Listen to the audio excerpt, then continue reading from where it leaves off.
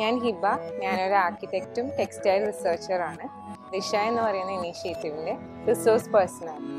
ഞാൻ ഇന്ന് tie and dye വർക്ക്ഷോപ്പാണ്. 3 ദിവസങ്ങളിലാണ് ഈ ടൈ ആൻഡ് ഡൈ വർക്ക്ഷോപ്പ് നടക്കുന്നത്.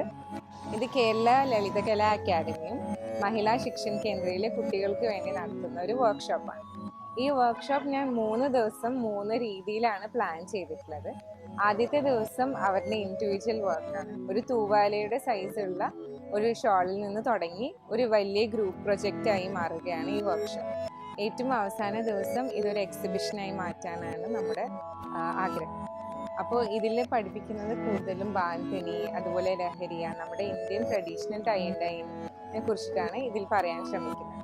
അപ്പോൾ കുട്ടികളിന് ആദ്യം ബേസിക് ആയിട്ടുള്ള സ്റ്റെപ്സ് പറഞ്ഞു കൊടുത്ത് അതിനുശേഷം അവർ ഗ്രൂപ്പായി അവർ പഠിച്ചത് അങ്ങോട്ടും ഇങ്ങോട്ടും ഷെയർ ചെയ്തിട്ട് ഒരു കളർഫുൾ ആയിട്ടുള്ള ടൈ ആൻഡ് ഡൈ വർക്ക്ഷോപ്പാണ് നമ്മൾ പ്ലാൻ ചെയ്തിട്ടുള്ളത്.